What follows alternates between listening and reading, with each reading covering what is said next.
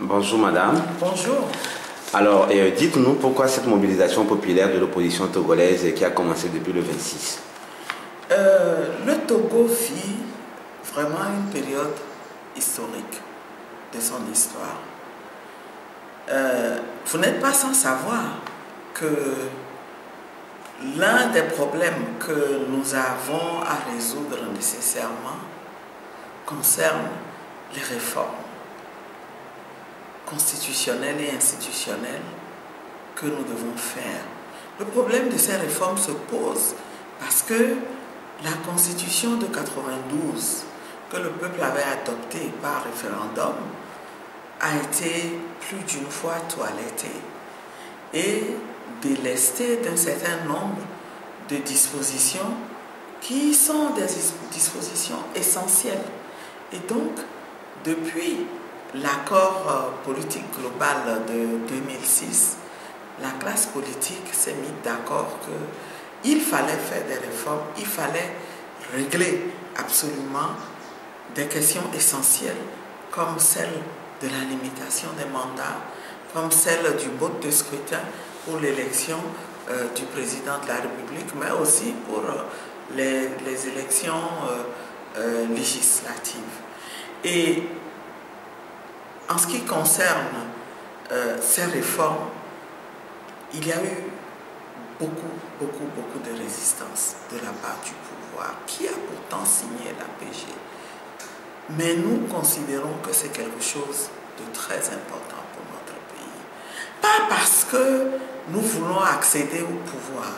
En tout cas, personnellement, le sens de mon combat est que ce pays, il faut le doter de bases politiques solides. Il y a des problèmes que la génération d'hommes et de femmes politiques que nous sommes doit nécessairement régler pour nous assurer que les générations à venir auront dépassé cette nécessité de régler des questions d'ordre basique en matière de démocratie pour pouvoir consacrer leurs énergies à développer ce pays. Il le faut. Ce dont l'Afrique a besoin, Obama nous l'a rappelé il y a quelques années, c'est d'institutions stables. Et j'ajouterais, c'est de règles de fonctionnement claires qui seront considérées comme sacro-saintes par tout le monde et qui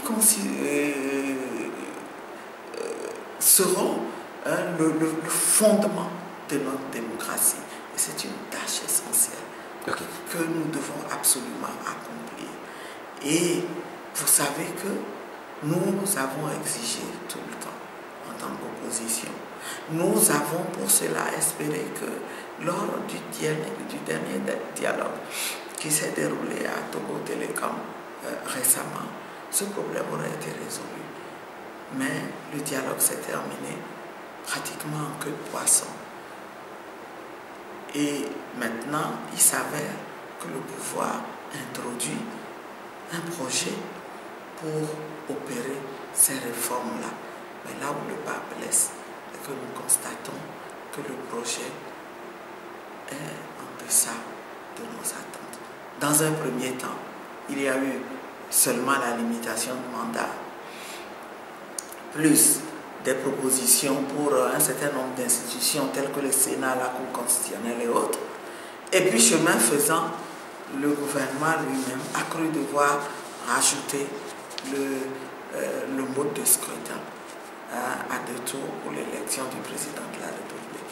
Mais nous sentons, au vu de la façon dont ce dossier est géré, au vu de la façon dont les discussions évoluent à l'Assemblée, nous pensons qu'il est plus que jamais indispensable que nous unissions nos forces, que nous mobilisions les populations pour que cet objectif essentiel-là de remettre à leur place des dispositions fondamentales pour le Togo, pour que cet objectif soit atteint.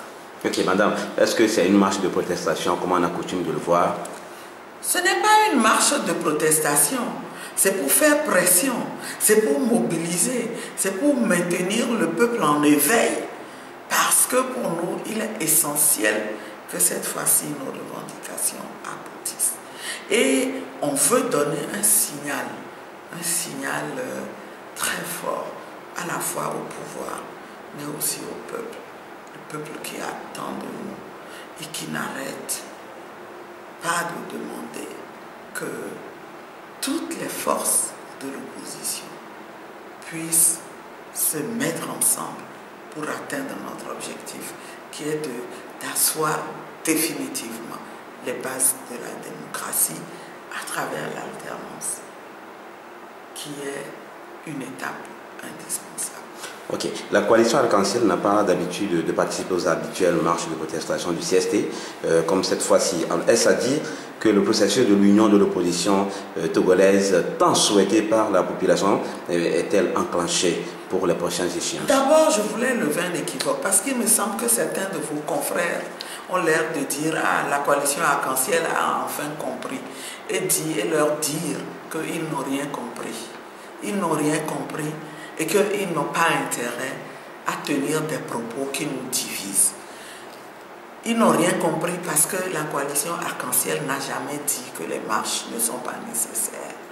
Mais ce que la coalition Arc-en-Ciel dit, c'est de les organiser de manière à nous assurer que quand on sort, le pouvoir tremble.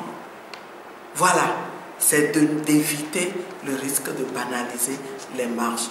Donc je tiens à saisir l'opportunité que vous m'offrez pour répondre à vos confrères et leur dire ils font du très mauvais boulot, ils rendent un mauvais service au pays en tenant ce genre de propos, en faisant ce genre de commentaires sur le fait que le CST et la coalition Arc-en-Ciel se mettent ensemble pour peser sur le pouvoir et faire en sorte que nos revendications aboutissent. Quel effet pensez-vous que cette mobilisation populaire pourra avoir sur le pouvoir et surtout chez Faure Gnassingbé? Mais l'effet, c'est que cela lui fera comprendre que le peuple souhaite massivement, effectivement, ces réformes.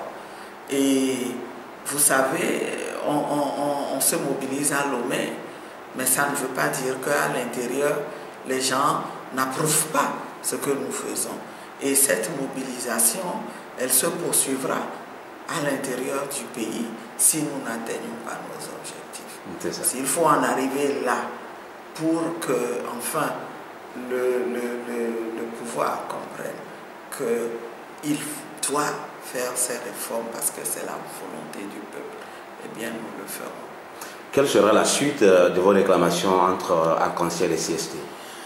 Mais écoutez, ce que nous avons toujours dit à Arc-en-Ciel, c'est que nous avons toujours souhaité ardemment l'unité d'action de l'opposition.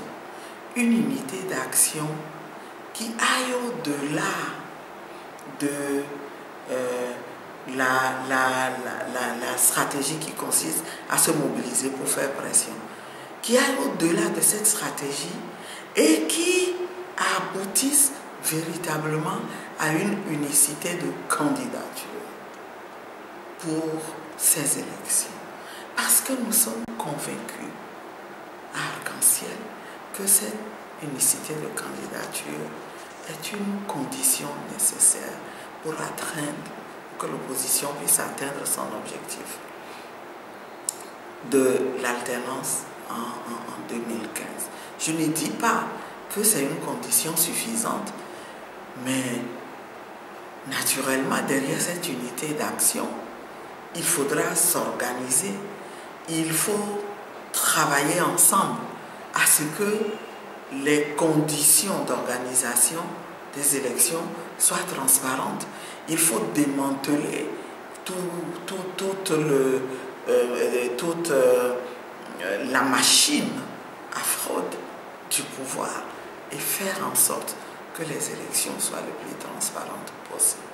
Alors, nous considérons que ce qui est important, ce ne sont pas les manifestations publiques où nous nous montrons ensemble, mais c'est la projection que nous allons faire dans le futur et qui nous amènera à arrêter des stratégies claires, une vision claire, des stratégies partagées par tous, une organisation et qui nous permettra d'aller à ces élections, que ce soit des élections présidentielles, que ce soit des élections locales, comme une seule force pour atteindre nos objectifs. C'est ce que nous avons à faire. Je ne dis pas que c'est facile à réaliser, mais ce n'est pas parce que ce n'est pas facile qu'il ne faut pas y aller. Il faut y aller quand il le faut, et nous considérons qu'il le faut. Madame, revenons un peu sur l'introduction à l'Assemblée nationale des réformes constitutionnelles par le gouvernement. Alors, qu'en est-il exactement et comment réussissez-vous par rapport à sa légalité? À la légalité de... Oui, de cette introduction, de cette réforme-là que le gouvernement propose. Oui, vous savez, dans ce pays-là, il se passe tellement de choses anormales. Effectivement, l'initiative de ces réformes devrait émaner du président de la République. Mais on constate que c'est le gouvernement et le Premier ministre notamment qui introduit la réforme. Bon, si malgré cette irrégularité, nous pouvons arriver à nos fins, c'est-à-dire obtenir les réformes, c'est quelque chose qu'il faut prendre. Mais le problème aussi, c'est que malgré le fait que ce soit le gouvernement qui dispose d'une majorité à l'Assemblée, qui a introduit cette réforme-là, mais la majorité du gouvernement à l'Assemblée se conduit comme si c'était une proposition qui émanait de l'opposition et donc donne l'impression de ne pas vouloir voter cette réforme. Et nous trouvons cette situation vraiment bizarre et curieuse en démocratie. Ouais. Et si cela advenait, eh bien, nous en tirerions toutes les conclusions. Connaissant le pouvoir et connaissant les députés du parti au pouvoir, pensez-vous qu'ils peuvent rejeter cette réforme-là? Je n'en sais rien. Je n'en sais rien. N'augurons de rien et laissons les choses se dérouler. Dans tous les cas, nous sommes prêts à faire face à tous les scénarios possibles. Okay. Alors, quels sont les points sur lesquels Arc-en-Ciel est-il d'accord? Je vous ai parlé de la question de la limitation des mandats qui a été réintroduite dans les mêmes termes que celle de ceux de la Constitution de 1992. Nous approuvons totalement la chose. Nous approuvons le fait qu'enfin, on ait réintroduit le mode de scrutin à deux tours aussi pour l'élection du président de la République. En ce qui concerne le Sénat, nous avons dit, et nous sommes d'accord en cela avec le CST, que c'est inutile. Le Togo n'a pas besoin, en l'étape actuelle de notre évolution, d'une deuxième chambre pour le Parlement. On peut se contenter de cette première chambre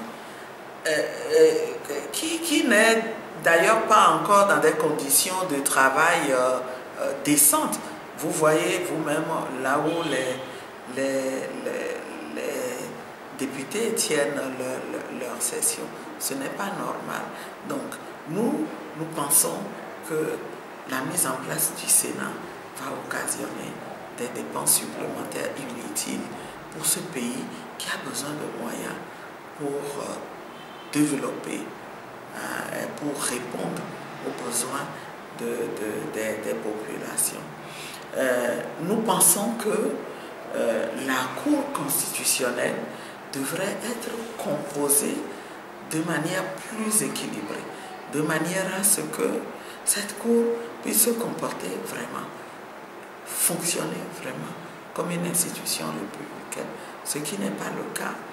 Et nous aurions souhaité, dans la proposition qui est faite maintenant par le gouvernement, que la nomination des membres de la Cour par le président de la République obéisse à des règles qui amènent finalement à avoir une Cour à composition équilibrée. C'est-à-dire le président de la République est censé nommer 3 membres de la Cour constitutionnelle. Nous demandons que sur ces 3 membres-là, un d'entre eux soit proposé par l'opposition. Et si jamais cette proposition que nous faisions était acceptée, cela reviendrait à avoir une Cour de 9 membres, dont 5 seront de la majorité et 4 de l'opposition. Nous ne savons pas si cette proposition passera. Voilà donc quelques-uns des commentaires que j'ai à faire. Okay. Madame Adjemagbo, que pensez-vous de la sortie médiatique en pompe de Pascal Bojona? Mais écoutez, M. Bojona, on sait qui il est, on sait ce qu'il a représenté dans ce système que nous combattons, et nous constatons que sa sortie de la dernière fois visait vraiment à affirmer de manière très claire une prise de position vis-à-vis de ce régime. Ce que nous retenons, c'est qu'il est allé jusqu'à présenter ses excuses au peuple togolais. Nous pensons que c'est une très bonne chose pour la marche du Togo vers la démocratie. Nous espérons que dans cette affaire d'escroquerie dans laquelle il est impliqué, que la procédure se déroulera de manière qu'elle soit conforme à ce que prévoit la loi et que la vérité soit connue de tous les Togolais qui demandent à savoir ce qui se passe réellement, quel est le fond de cette affaire. Hier à Tapamé s'est tenue une rencontre des membres du mouvement de soutien au président Faure, MSF, à laquelle ils ont déclaré « ne touche pas à ma constitution actuelle ». Alors, qu'est-ce que cela vous inspire? Oh, vous savez, c'est avec beaucoup de tristesse que moi je regarde toutes ces agitations de mes frères togolais et togolaises, mes frères et sœurs, et qui malheureusement sont instrumentalisés et manipulés. Et ce qui se passe, ça ne correspond à rien du tout. Quand certains de ces mouvements, eux-mêmes, ils se baptisent la majorité silencieuse, mais qu'ils font autant de bruit, c'est évident que c'est des gens qui sont manipulés, on leur donne des moyens pour défendre des positions qui vont à l'encontre de leurs propres intérêts.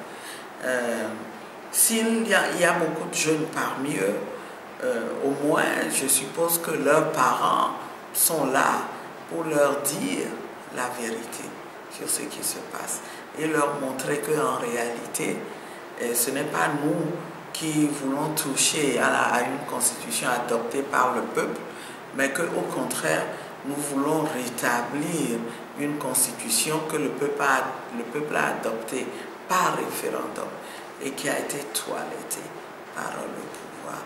Donc, en réalité, leur slogan aurait dû s'adresser au pouvoir au moment où ils cherchaient à toiletter.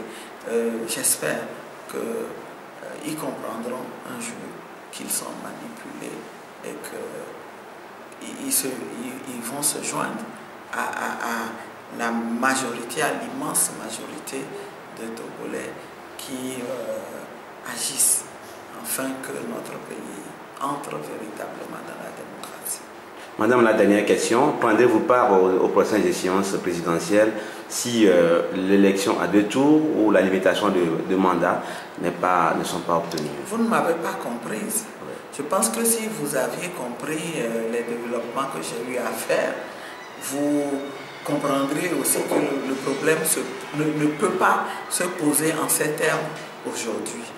Aujourd'hui, le problème de la participation à l'élection présidentielle de 2015 ne peut se poser qu'en termes de participation organisée et collective de l'opposition.